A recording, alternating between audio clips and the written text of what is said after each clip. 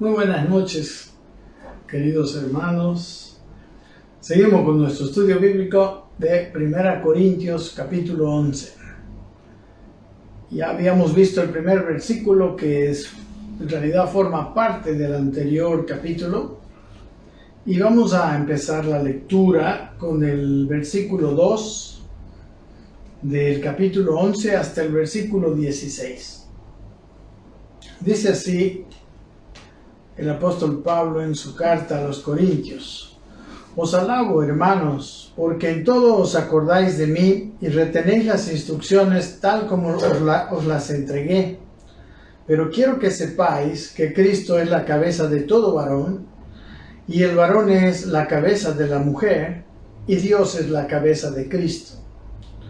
Todo varón que ora o profetiza con la cabeza cubierta afrenta su cabeza.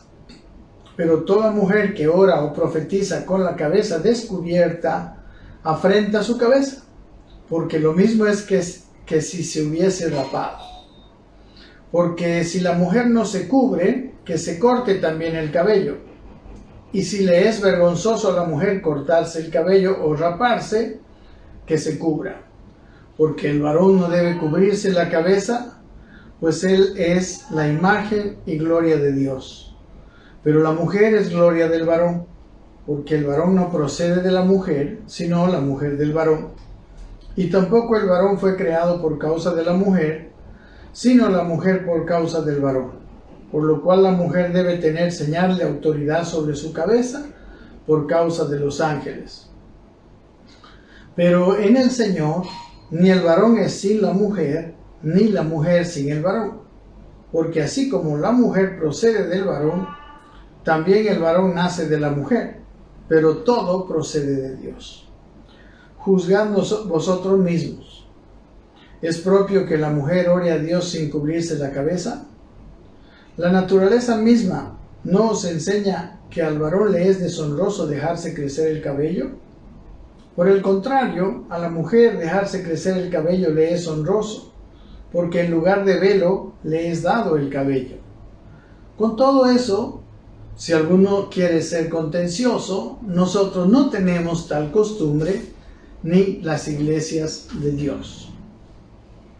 Muy bien, como ven, mis hermanos, aquí habla de la participación y la forma de la participación de la mujer especialmente, y también del varón, en el culto público. Y lo que yo quería decirle, podemos decir que esto tiene mucho que ver con la cultura de los corintios y los principios bíblicos, ¿no? Hay muchas enseñanzas en la Biblia, ¿verdad?, que fueron escritas en un determinado contexto cultural. Nosotros no debemos copiar las formas culturales, sino los principios que están detrás de las formas culturales, y tener la habilidad de pasar los principios a nuestras formas culturales propias de la época.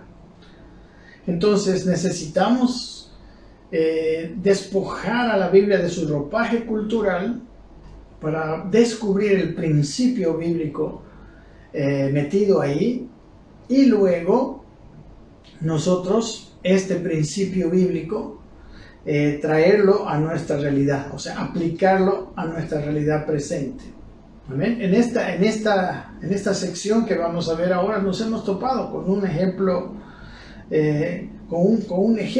de esto, ¿verdad?, que es el velo en la cabeza de la mujer. Y para entender un poco, yo quiero ver otra situación también, que es una cuestión cultural y que es un poco más fácil de ver, digamos, ¿no? De una cuestión que es cultural, pero que contiene un principio bíblico, y que nosotros, ¿cómo le podemos despojar de su ropaje cultural para entender el principio bíblico, ¿no? Por ejemplo, podemos mirar en el capítulo 13 de Juan, la acción de Jesús de lavar los pies a los discípulos. Por ejemplo, el lavar los pies era una cuestión cultural de la época de Jesús. pero hoy en día pues, nosotros no la practicamos. Entonces, ¿cómo puedo yo aplicar esta situación? ¿No? Y por ejemplo, bueno, ¿por qué no lo leemos así rápido? Estaba Jesús en el capítulo, decíamos el capítulo 13, antes de la fiesta de la Pascua, dice, sabiendo Jesús que su hora había llegado y para que pasase a este mundo al Padre, como había amado a los suyos que estaban en el mundo hasta el fin. Bueno, más que nada, lo que quiero que veamos es lo que hizo Jesús. El versículo 4 dice, se levantó de la cena y se quitó su manto, y tomando una toalla se la ciñó, y luego puso agua en un lebrillo y comenzó a lavar los pies a los discípulos, y enjuagarlos con la toalla con la que estaba ceñido. Entonces Simón Pedro le dijo, Señor, ¿tú me lavas los pies? Respondiendo Jesús, lo que yo hago tú no lo comprendes ahora, mas lo entenderás después. Pedro le dijo, no me lavarás los pies jamás. Jesús le respondió, si no te lavare, no tendrás parte conmigo. Le dijo Simón Pedro, no solo mis pies, sino también las manos y la cabeza. Jesús le dijo, el que está lavado no necesita sino lavarse los pies, pues está todo limpio. Y vosotros limpios estáis, aunque no todos. Porque sabía quién le iba a entregar. Por eso dijo, no estáis limpios. Así que después que les hubo lavado los pies, tomó su manto y volvió a la mesa. Y les dijo, ¿sabéis qué os he hecho? Vosotros me llamáis maestro y señor y decís bien porque lo soy. Pues si yo, el Señor y el Maestro, he lavado vuestros pies, vosotros también debéis lavaros los pies unos a otros, porque ejemplo os he dado, para que como yo os he hecho a vosotros, también hagáis. De cierto os digo, el siervo no es mayor que su Señor, ni el enviado es mayor que el que le envió. Si sabéis estas cosas, bienaventurados seréis si las hicierais. Bueno, lo que yo quiero ver aquí es, ¿cómo ve usted si yo, habiendo leído este pasaje, me pongo a la puerta de la iglesia como pastor y le pido a cada hermano que se saque los zapatos y me pongo a lavar los pies de cada uno de la congregación? ¿Creen ustedes que estoy aplicando bien esta enseñanza? ¿Qué era o sea, si yo empiezo a hacer eso, que es exactamente lo mismo y puedo decir que es muy bíblico, pero no estoy aplicando verdaderamente el principio. Yo necesito entender qué era el lavado de pies y cómo se practicaba en aquel tiempo. El lavado de pies era un acto de hospitalidad en el Oriente, ¿no? Se proporcionaba agua para la limpieza y el bienestar de los viajeros después de un largo camino. Y era muy frecuente el lavado de los pies entre los antiguos, ¿no? Desde Abraham incluso, ¿no? Cuando los 3 ángeles llegaron a la casa de Abraham, él hizo que se le lavaran los pies. ¿Se acuerdan cuando Eliezer, el mayordomo de Isaac, fue a buscar y después trajo a Rebeca? También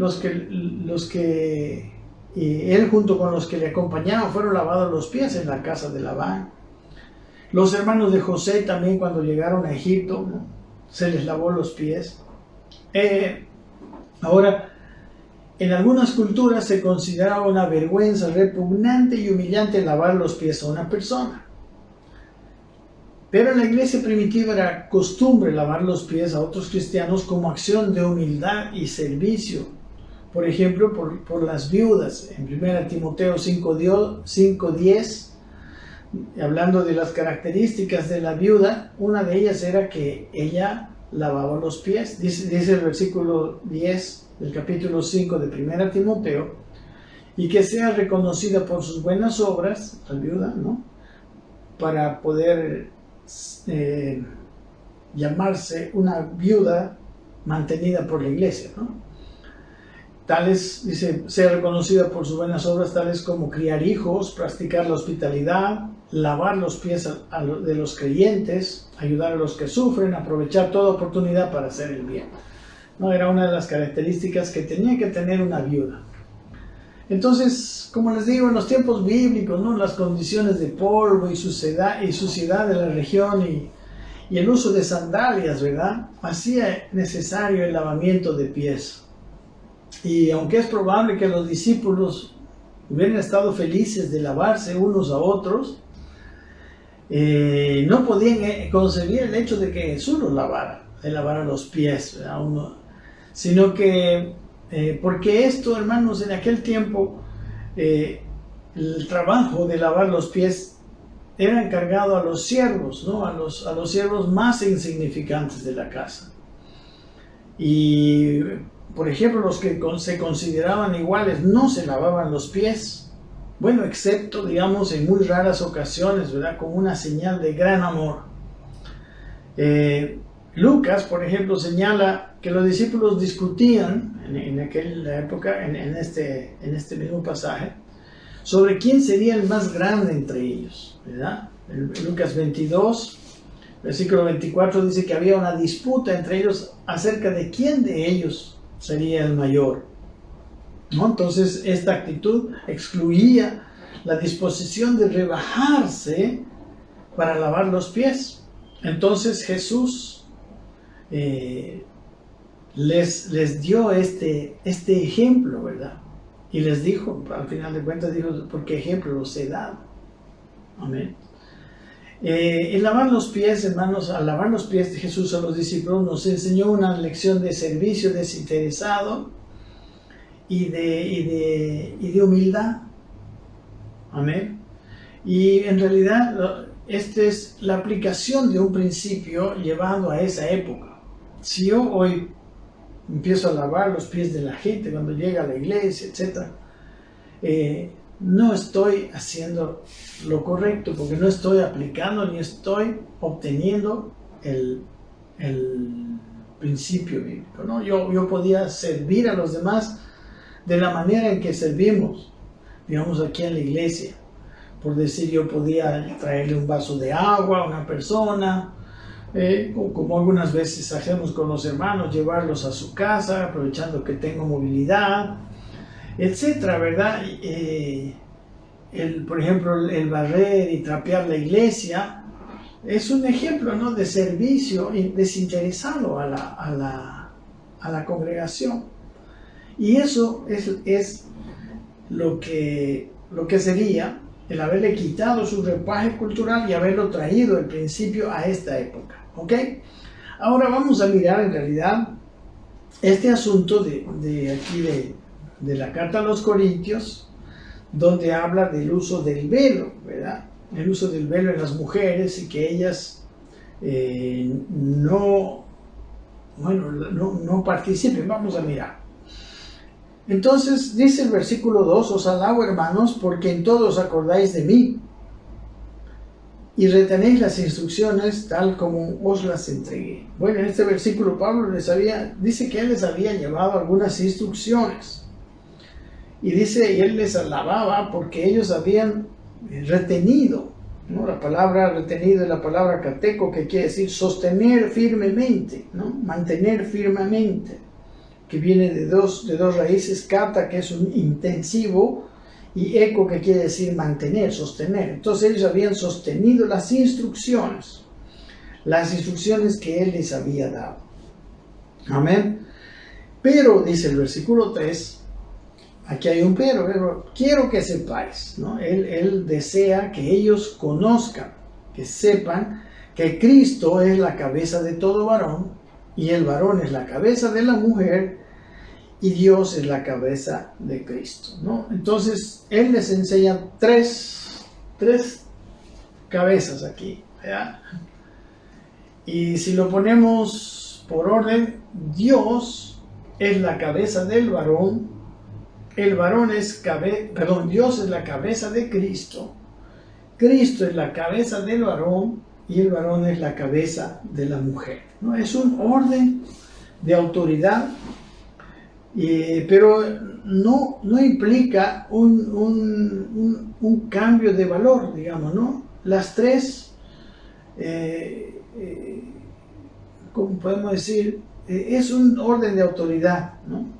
Por ejemplo, entre los griegos, ¿verdad? Corinto era una ciudad griega por excelencia.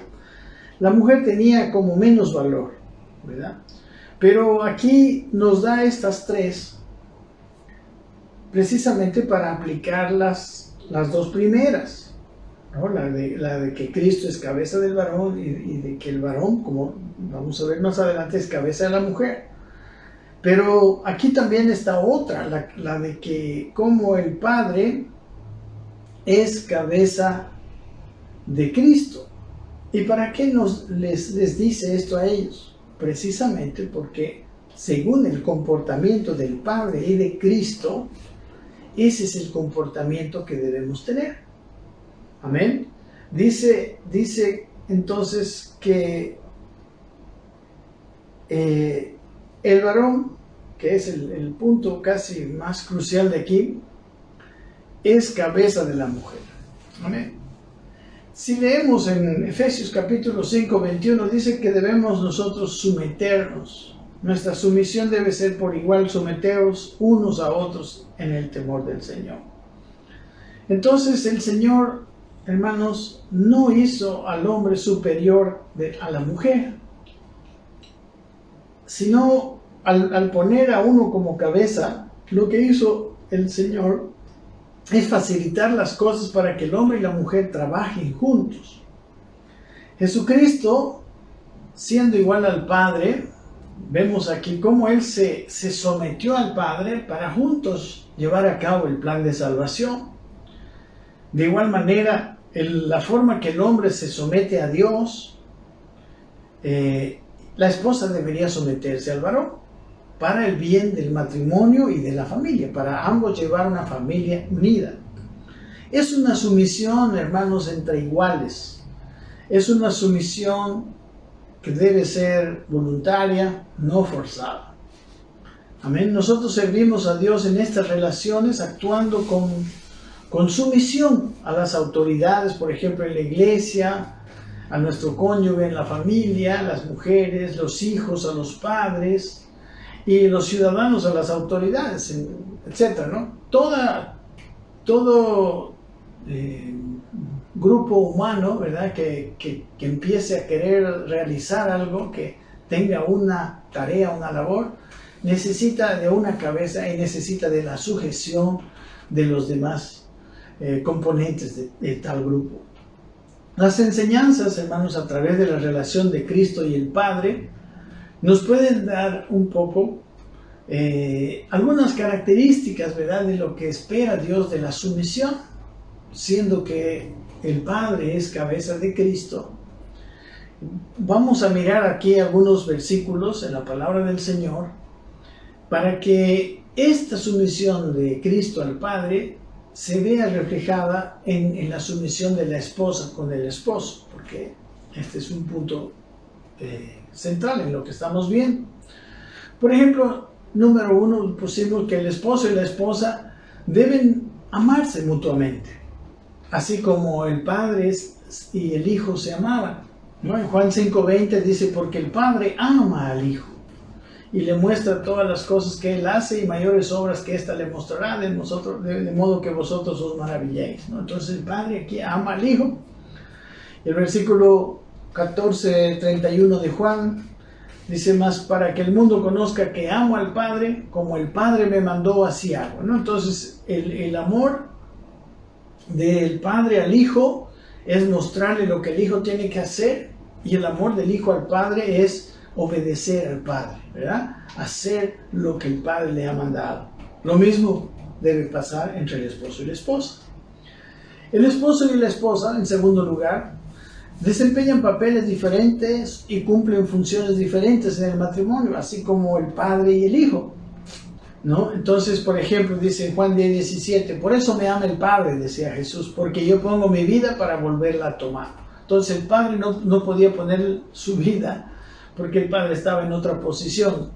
Era el Hijo el que se había hecho hombre, el que había tomado vida natural, el único que podía hacer eso. Pero ambos estaban haciendo, pero cada uno según su papel. Por eso existe la Trinidad, ¿verdad?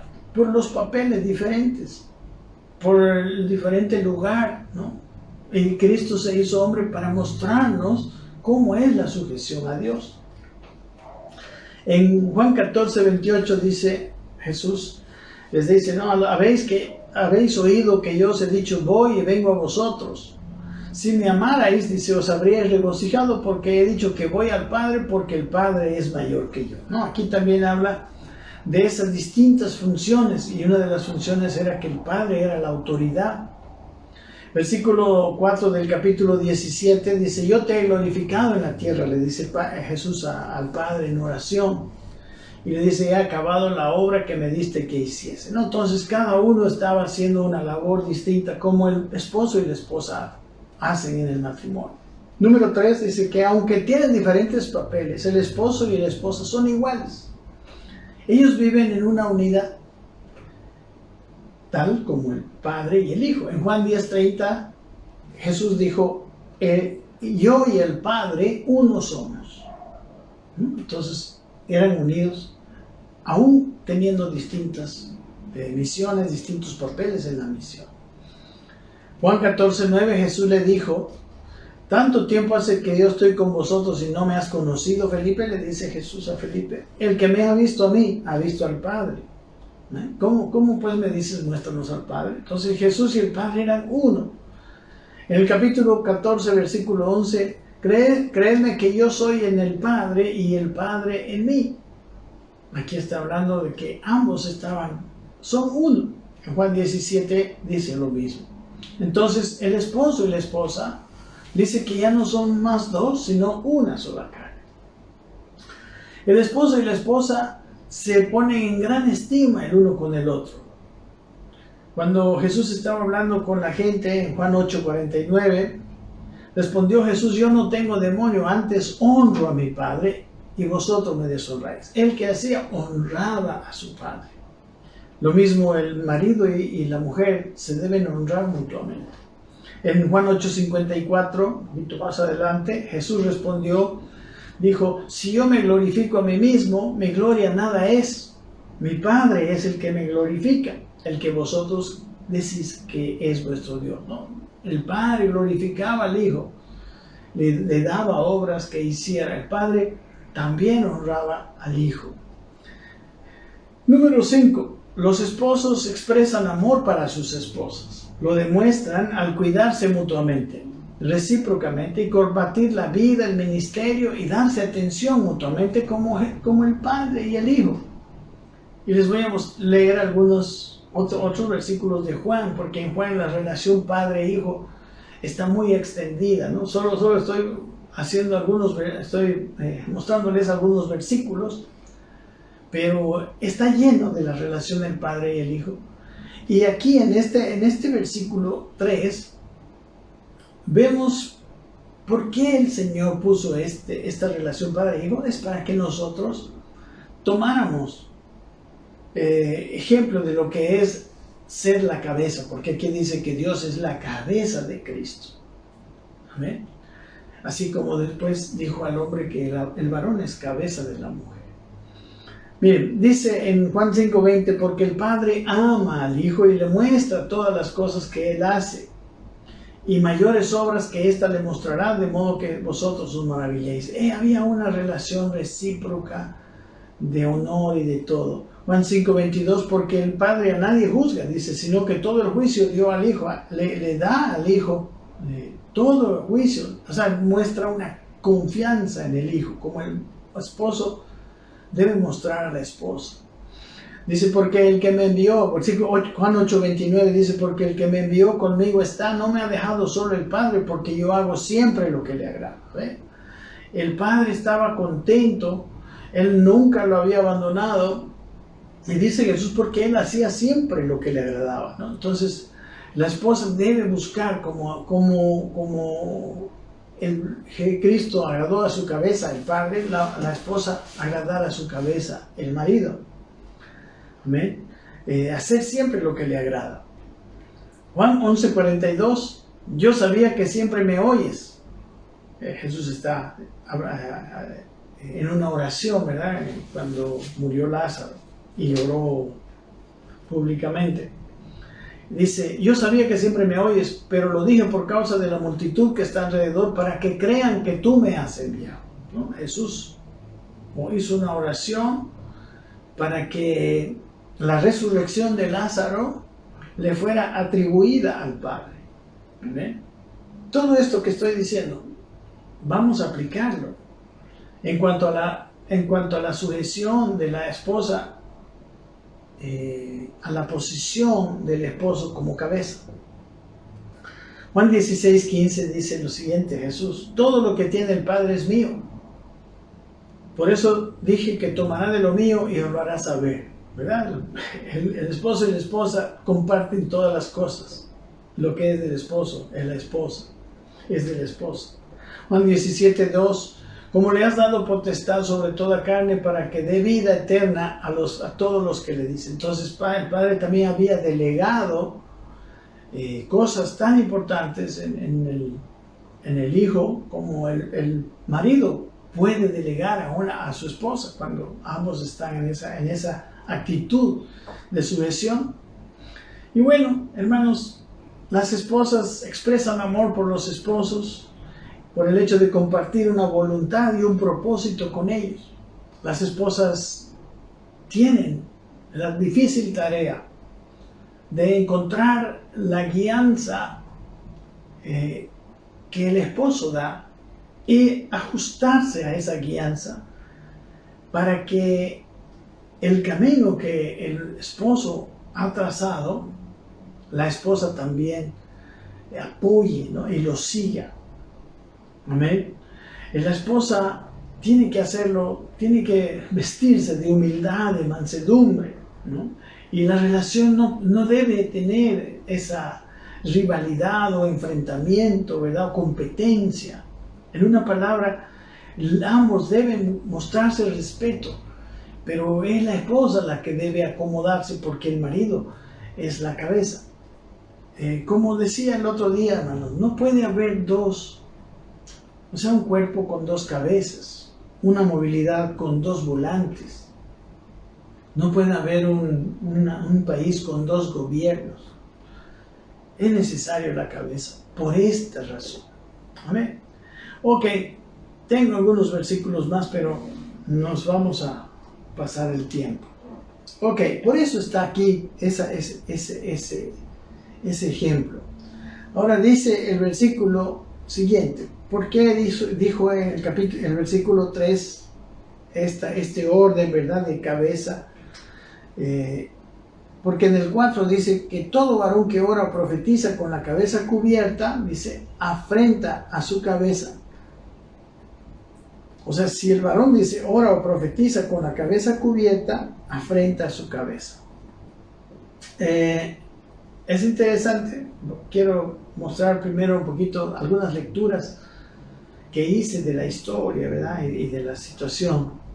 Entonces, miren, hermanos, el velo, el varón al hacer a un lado el velo, al no tener velo, se veía como una señal de sujeción a su verdadera cabeza, ¿verdad? Que es Cristo, su verdadera honra. Porque Él es el que tiene la cabeza, que es Cristo. Entonces, si se tapara la cabeza, dice el versículo, afrentaría, ¿no? La palabra afrentar es una palabra que del griego es la palabra kataiskuno, que quiere decir avergonzar, abochornar, ¿no? Y es un intensivo, o sea, abochornar grandemente a su cabeza, avergonzar a su cabeza, que es Cristo. Esto tiene que ver con una cuestión cultural totalmente, ¿no? En aquel tiempo era así. Por ejemplo, el velo, mis hermanos, era una cosa que usaban las mujeres en el sentido de la mujer casada, especialmente usaba un velo porque el marido era el que la cabeza de ella, ¿no? El velo en la mujer, como dice aquí, se le voy a leer, el cubrirse la cabeza con el velo implicaba estar sujeta a un hombre, su esposo.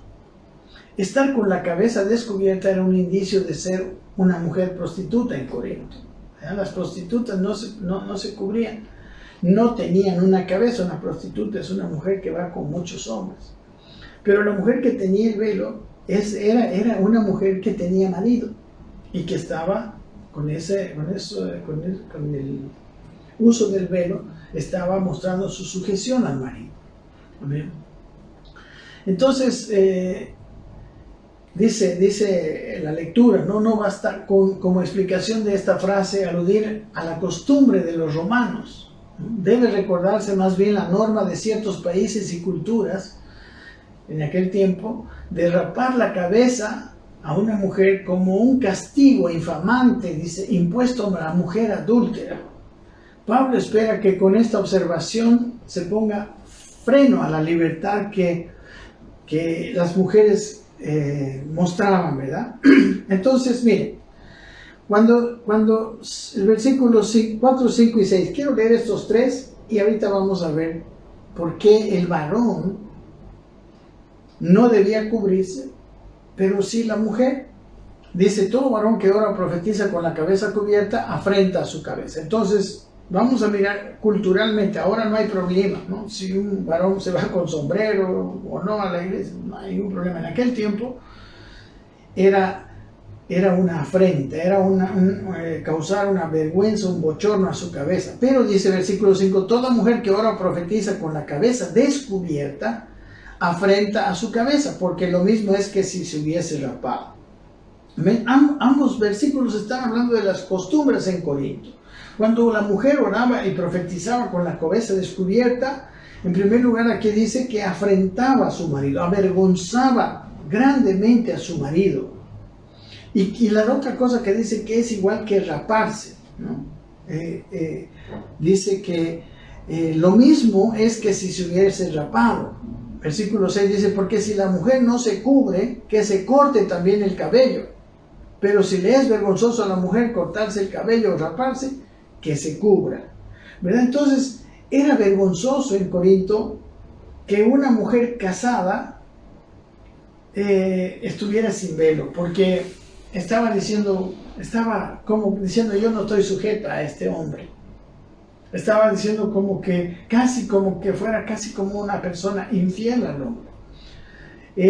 Por otro lado, las prostitutas en Corinto, las prostitutas sagradas de los dioses de Corinto, ¿no? Porque la adoración a los ídolos no solamente era comer la carne de sacrificios a los ídolos, pero también incluía relaciones sexuales con las sacerdotisas de los templos. Y en Corinto, mis hermanos, llegó a ser tan generalizado esto que las mujeres, las sacerdotisas, claro, pues padecían enfermedades venéreas. Entonces se les caía el cabello. Entonces para evitar, digamos, que verse así tan mal, lo que hacían era raparse el cabello. Entonces la mujer rapada era casi siempre una mujer conocida en Corinto como una mujer prostituta, una mujer que no tenía marido, obviamente. Amén. Entonces, eso es lo que dice, digamos, ¿no? Está poniendo Pablo, está diciendo, si la mujer en el culto, estamos hablando de Corinto, por si acaso, si la mujer en el culto no se pone velo, es lo mismo que si se hubiera rapado. O sea, como que tiene la misma característica que una mujer prostituta, una mujer que ya no pertenece a su marido, que no tienen esa unión matrimonial. ¿Ok? Y dice el versículo siguiente, el 7, porque el varón, dice, no debe cubrirse la cabeza, pues él es la imagen y gloria de Dios, pero la mujer es gloria del varón. Miren, estamos hablando desde el versículo 4, de profetizar u orar con la cabeza descubierta.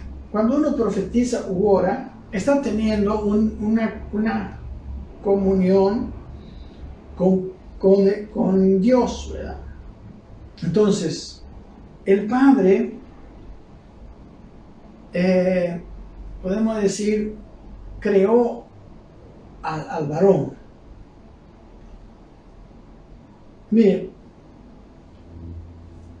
por ejemplo, en la relación Dios y Cristo, el Padre, una de las razones por la que Cristo vino a este mundo, aparte de morir en la cruz por nuestros pecados, fue ser la imagen del Padre, la imagen visible del Dios invisible, la imagen de aquel Dios para que el mundo que no puede ver al Dios invisible, Espíritu, pueda ver al Padre a través de Jesús. Dice en Juan 1:18, los que están anotando, me encantaría que usted estuviera haciéndolo. Dice, a Dios nadie le vio jamás. Dice, el unigénito Hijo que está en el seno del Padre, Él le ha dado a conocer. No, nadie le vio, dice. Pero el unigénito Hijo, el Hijo que vino a esta tierra, dice en versículos anteriores que el Verbo se hizo carne y habitó entre nosotros y vimos su gloria como del unigénito del Padre. Y el versículo 18 dice que nadie le vio a Dios, pero su unigénito Hijo es el que vino a darle a conocer. En el capítulo 14 de Juan, y hay muchos otros, ¿verdad? Pero en el capítulo 14:7, cuando estaba Jesús conversando con algunos de sus discípulos, les dijo lo siguiente: si me conocieseis, dijo, también a mi Padre conoceríais, y desde ahora le conocéis, le dijo Jesús a ellos, y le habéis visto. Felipe le dijo, Señor, muéstranos al Padre y nos basta. Versículo 9 dice, Jesús le dijo, tanto tiempo hace que estoy con vosotros y no me has conocido, Felipe. El que me ha visto a mí, ha visto al Padre. ¿Cómo pues dices tú, muéstranos el Padre? Entonces, en la relación, el Padre, cabeza de Jesucristo, es Jesucristo el que le da a conocer al Padre. Amén. Ahora, en Cristo se da a conocer a través de su iglesia. Amén. Jesucristo se da a conocer a través de su iglesia. En Juan 14:10, Jesús dice lo siguiente: ¿no creéis que yo soy en el Padre y el Padre en mí? Las palabras que yo os hablo, dice, yo no las hablo de mi propia cuenta, sino el Padre que mora en mí, Él hace las obras. Y Él dice, creedme que yo soy en el Padre y el Padre en mí, de otra manera creedme por las mismas obras. Y luego dice el versículo 12, de cierto os digo, el que en mí cree, las obras que yo hago, Él también las hará y aún mayores hará, porque yo voy al Padre. Se está diciendo que las obras que hacía Cristo daban certeza de que daban a conocer al Padre esas obras, porque Jesús como ser humano no podía hacerlas, tenía que estar el Padre haciendo las obras. Ahora Jesucristo dice, ahora que yo me voy a ir, al que cree en mí, dice, las obras que yo hago, Él también las va a hacer, y aún mayores, dice. Entonces, las obras que hacemos los cristianos también darán a conocer a Cristo. Las obras de Dios quiere hacerlas a través de Cristo, digo, Él las quiere hacer a través de nosotros. Jesús dijo en Juan 15:4, dijo esto, permaneced en mí y yo en vosotros. Y como el pámpano no puede llevar fruto por sí mismo si no permanece en la vid, así tampoco vosotros si no permanecéis en mí. Entonces, los cristianos, hermanos, permaneciendo en Cristo, podemos hacer las cosas de Cristo, los frutos de Cristo podemos darlo. Y esa es la intención de Dios. En Génesis, en el capítulo 1, Dios creó al hombre a su imagen y su semejanza para que el hombre llenara la tierra con el conocimiento de Cristo. Por eso Él fue hecho a su imagen y semejanza, para que la creación lo conociera a Dios a través del hombre. Dice, miren, Génesis 1:26, entonces dijo Dios, hagamos al hombre nuestra imagen, conforme a nuestra semejanza, y señoree en los peces del mar, en las aves de los cielos, en las bestias de toda la tierra y en todo animal que se arrastra sobre la tierra. Y creó Dios al hombre, 1:27, a su imagen. A imagen de Dios lo creó, varón y hembra los creó, y los bendijo Dios y les dijo, fructificad y multiplicaos, y ahora llenad la tierra y sojuzgadla, y señoread entre los peces del mar y las aves de los cielos. O sea, Dios creó al hombre y lo creó a su imagen para que el hombre lleve su imagen y llene la tierra de su imagen. Y también para que el hombre domine la creación y sea, digamos, lo que Dios busca, ¿no? Que Dios reine a través del hombre en la creación, ¿no? Y ejerza potestad. Ahora, Dios creó al hombre y le dio su imagen con esa idea. Ahora, cuando creó al hombre, en el capítulo 2, en el mismo Génesis, en el versículo 18, después de haberlo creado, ¿no?, del polvo de la tierra y haberle dado vida, dice, versículo 18 del capítulo 2, dice, y dijo Jehová Dios, no es bueno que el hombre esté solo, le haré ayuda idónea para él. Entonces, Dios crea al hombre y dice, este hombre no es bueno que esté solo, necesita una ayuda idónea. Y dice, le voy a hacer una ayuda idónea. En el versículo 21 en adelante, vemos cómo es creada la mujer, porque todo tiene que ver con lo que sigue más adelante. Dice que entonces Jehová Dios, versículo Génesis 2:21, entonces Jehová Dios hizo caer en sueño profundo sobre Adán, y mientras éste dormía, tomó una de sus costillas y cerró la carne en su lugar. Y de la costilla que Jehová Dios tomó del hombre, hizo una mujer y la trajo al hombre. Y dijo entonces Adán, esto es ahora hueso de mis huesos y carne de mi carne, esta será llamada varona porque del varón fue tomada. Por tanto dejará el hombre a su padre y a su madre y se unirá a su mujer y serán una sola carne. Dios creó al hombre, dijo, no es bueno que el hombre esté solo, le voy a hacer una ayuda idónea. Entonces agarró de una costilla del mismo hombre, sacó e hizo a una mujer para que, dice aquí, para que fuese su ayuda idónea. Y luego dice que él dijo, cuando la vio, esta es carne de mi carne, hueso de mis huesos, y será llamada varona porque del varón fue tomada. Entonces aquella mujer que sería ayuda idónea del hombre fue hecha del hombre. Pero dice, por eso dejará el hombre a su padre y a su madre, se unirá a su mujer y serán los dos una sola carne. Otra vez los vuelve a unir. Como digo, Dios conoce que el hombre solo no tiene,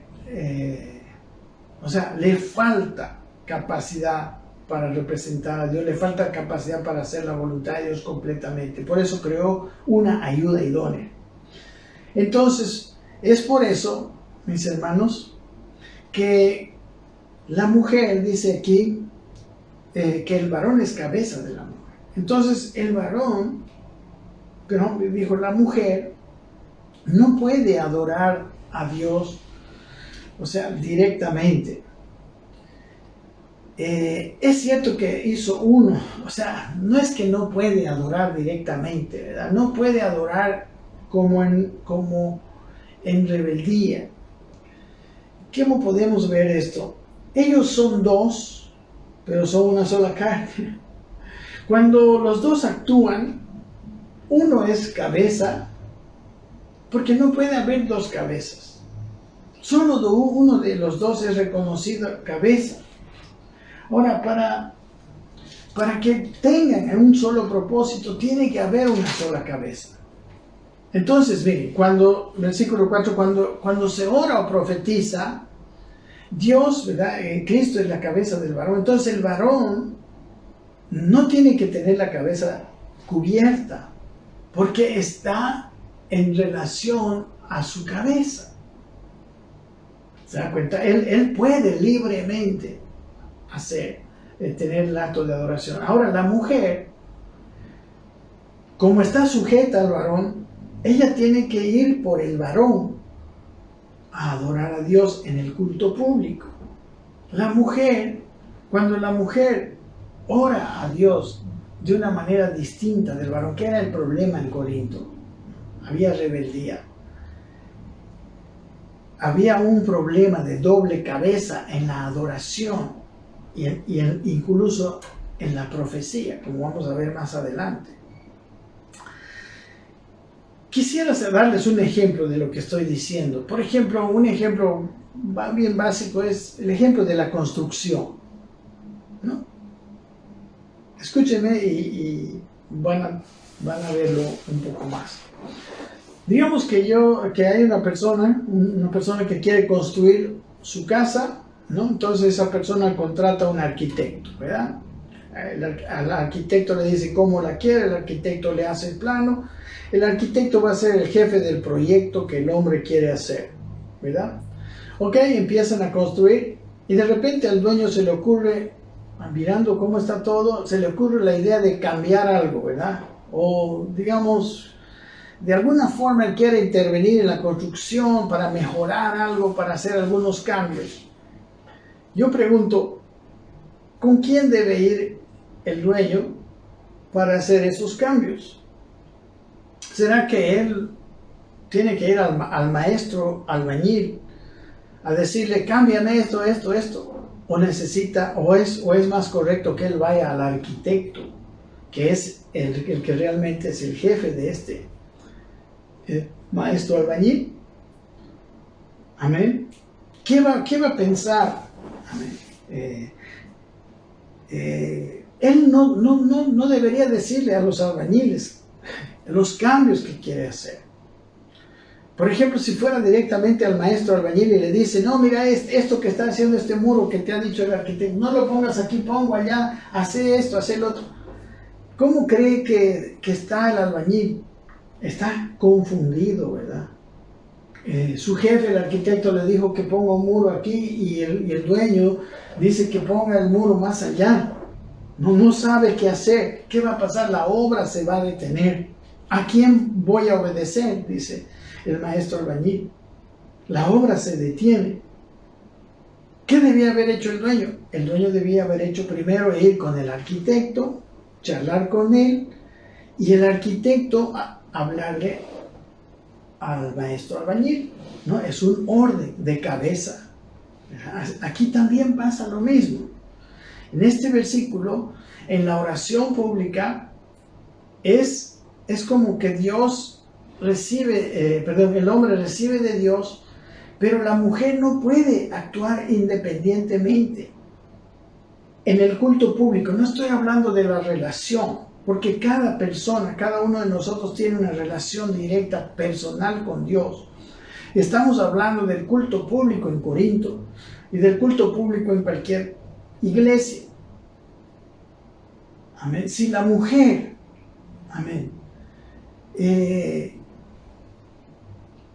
empieza a profetizar, por decir algo, otras cosas, como a contradecir el varón, entonces la mujer, hermanos, está afrentando al varón. Por eso el varón, cuando está con la cabeza descubierta, está adorando directamente a Dios. Pero en la adoración a Dios, la mujer que tiene que tener, digamos, una relación de sujeción a su marido, la mujer tiene que tener un velo en la adoración a Dios, demostrando que ella está adorando a Dios, pero en sujeción a su marido. Porque la sujeción que ella le debe a su marido, por esta cuestión, ¿verdad?, de cómo Dios ha hecho la autoridad. Amén. Y por eso dice, miren, en el versículo 8 dice, porque el varón no procede. Versículo 7 dice, el varón no debe cubrirse la cabeza, pues es la imagen y gloria de Dios. Pero la mujer es gloria del varón. O sea, él es gloria de Dios y la mujer la gloria del varón. Entonces la mujer tenía que tener una señal de autoridad sobre su cabeza, diciendo que va a adorar a Dios, pero va a adorar a Dios en sujeción a su esposo. Ese es el mensaje. Ahora, dice el versículo 8, porque el varón no procede de la mujer, sino la mujer del varón, ¿verdad? Como la creación, ¿verdad? Sacó la costilla del varón e hizo la mujer. Pero dice, y tampoco el varón fue creado por causa de la mujer, sino la mujer por causa del varón. Eso también vemos en Génesis, ¿verdad? Que no fue que el hombre fue creado por la mujer, sino que vio el hombre que el varón estaba solo y la creó a la mujer como ayuda idónea para el varón. Eso es lo que dice el versículo 9, mis hermanos. Por lo cual, dice el versículo 10, La mujer debe tener señal de autoridad sobre su cabeza por causa de los ángeles. Ok, entonces, en Corinto, hermanos, el velo o el cabello largo eran señal de autoridad. Las mujeres solteras podían adorar a Dios sin velo, incluso rapadas. Aunque el estar rapadas era algo vergonzoso en Corinto, porque las prostitutas estaban rapadas también. Amén. Pero, mis hermanos, este es el punto, que Dios es un Dios de orden. Dios no puede aprobar a una mujer que se presente ante Dios como independiente de su marido, porque Dios estuvo en el matrimonio. Dios hizo que estos dos ya no fueran dos, sino una sola carne. Entonces, si Dios aprobara a una mujer adorando a Dios, podemos decir, en desacuerdo o en independencia del marido, Dios estaría aprobando algo que Él mismo no hizo. Estaría desaprobando su propia creación. Yo no sé si me estoy explicando muy bien, pero espero que pueda ayudarle y que después usted lo reflexione si no lo puede ver ahora. Amén. Hermanos, no se trata de que el varón o la mujer sean más importantes o que ellos no puedan tener una relación con Dios igual. Ellos son exactamente iguales ante Dios. Pero en el culto público, la mujer debe llevar una señal de autoridad. Estamos hablando de la iglesia de Corinto. Amén. En nuestros tiempos no tiene sentido, eso no es así. Yo no sé, las iglesias, hay iglesias que usan velo, como les digo, o sea, llevan la cultura, pero no llevan el principio. El principio es que la mujer debe ser sujeta a su marido cuando está casada, ¿verdad? Cuando está soltera, pues no hay ningún problema. Amén. Dice en Gálatas, en el capítulo 3, versículo 27 y 28, ¿no? Aquí lo tengo. Permítame.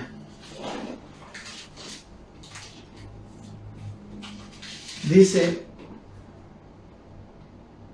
porque todos los que habéis sido bautizados en Cristo, de Cristo estáis revestidos, y ya no hay judío ni griego, no hay esclavo ni libre, no hay varón ni mujer, porque todos vosotros sois uno en Cristo Jesús. O sea, ahí el Señor está diciendo, no es que uno es más importante que el otro, definitivamente ese no es el asunto que está en juego aquí en esta carta.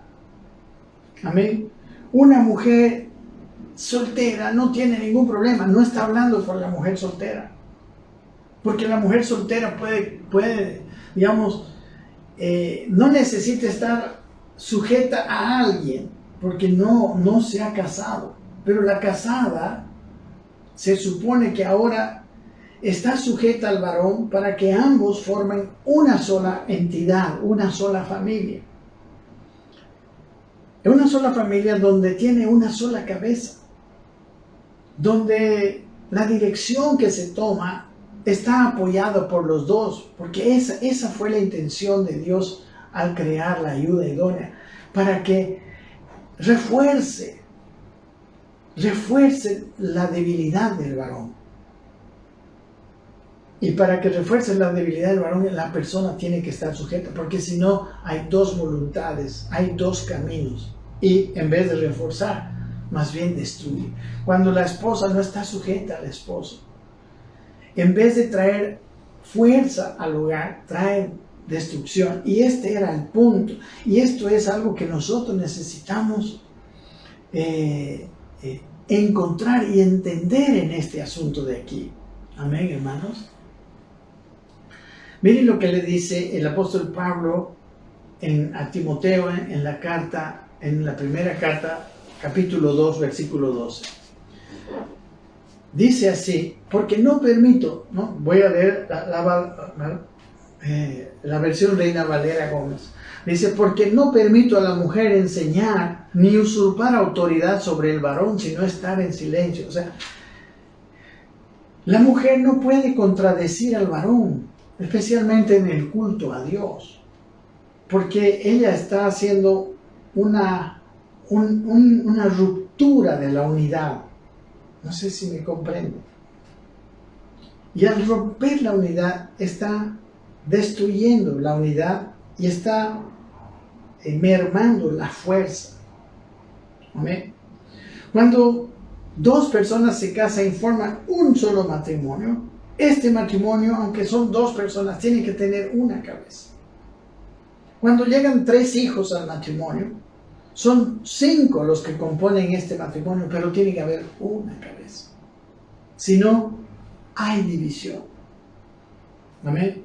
Y en Corinto, el velo era uno de los códigos culturales que nosotros necesitamos entender. En nuestra sociedad, mis hermanos, no hay necesidad de velo. No se interpreta para nada el velo. Lo que sí podemos decir, el principio es que la esposa no puede estar en contra del esposo. Rompe la unidad y quiebra el poder, quiebra la fuerza de la familia. Hermanos, de veras les digo, recuerden que Pablo había renunciado a muchas cosas, había renunciado a casarse, había renunciado al salario, renunció a comer carne. Si es que todo esto si era tropiezo, la esposa, una de las renuncias más importantes de una esposa es a tener a su propia autodeterminación dentro de una relación matrimonial. La mujer que no quiere someterse a su marido no se case. Y si usted va a formar familia o va a criar hijos, guarde la unidad de su familia, y en su familia va a haber firmeza y sus hijos van a estar guardados y cubiertos por algo poderoso. Mejores son 2 que 1. La palabra, la unión, dice, hace la fuerza. No es un versículo bíblico, pero es un principio bíblico. Y por eso fue que Dios, al ver que no era bueno que el hombre esté solo, creó a la mujer. Por eso dice el versículo 12, así como la mujer procede del varón. También, dice en el versículo 10 que la mujer debe tener señal de autoridad sobre su cabeza por causa de los ángeles. Bueno, esto de los ángeles es algo interesante. No he buscado, no he encontrado una respuesta satisfactoria en alguno. He leído mucho porque esta es una situación un poco difícil, ¿verdad? Un poco complicada, pero ¿sabe qué? Yo tengo una posible explicación de esto. Miren, en Hebreos 1:13 dice que los ángeles, 1:14 de Hebreos, hablando de los ángeles, dice lo siguiente: no son todos los ángeles espíritus ministradores enviados para servicio a favor de los que heredarían la salvación. Y aquí dice que ella tiene que llevar señal de autoridad sobre su cabeza por causa de los ángeles. Ahora, los ángeles son los servidores de los que habemos de heredar la salvación. Mire qué maravilla, tenemos servidores angelicales poderosos. Pero ¿qué puede pasar si estos servidores angelicales poderosos ven desunión, ¿no? Ven que el marido quiere una cosa y que la mujer le quiere otra cosa? Estamos como esa es mi explicación, ¿verdad? Puede tener razón o no. Como el albañil, ¿verdad? El albañil que tiene al arquitecto como su jefe, pero en realidad el dueño le está diciendo que haga otra cosa. Entonces, ¿a quién voy a obedecer? El ángel está así: ¿cómo voy a hacer? ¿Cómo voy a servir a esta familia? Porque uno me dice que haga esto y otro me dice que haga otro. Los ángeles, hermanos, están sirviéndonos. Son grandemente poderosos, son espíritus servidores. Pero cuando ellos ven una dualidad de órdenes, no saben a quién van a escuchar. Eso yo creo que puede ser la explicación más coherente que hasta ahora yo encontré. por qué dice aquí que la mujer tiene que tener señal de autoridad sobre su cabeza por causa de los ángeles. Pero dice el versículo 11, ni en el Señor ni el varón es sin la mujer, ni la mujer sin el varón, porque así como la mujer procede del varón, también el varón nace de la mujer, pero todo procede de Dios. Cuando hay, o sea, el varón y la mujer no tienen ninguna diferencia. El problema es cuando se casan. Por eso dice el versículo 13, juzgad por vosotros mismos, ¿es propio que la mujer ore a Dios sin cubrirse la cabeza? O sea, la mujer, en realidad la adoración de la mujer es válida delante de Dios cuando la mujer está sujeta al esposo. Eso es lo que dice esta costumbre cultural de esto, del velo, significa esto. Dice el versículo 14, la naturaleza misma no os enseña que el varón le es deshonroso dejarse el cabello. Por el contrario, a la mujer, dice el versículo 15, dejarse crecer el cabello le es honroso porque en lugar de velo le es dado el cabello. Ahora dice el versículo 16, con todo esto dice, si alguno quiere ser contencioso, nosotros no tenemos tal costumbre ni las iglesias de Dios. Amén. El principio de la sujeción hombre-mujer está en todo el Nuevo Testamento.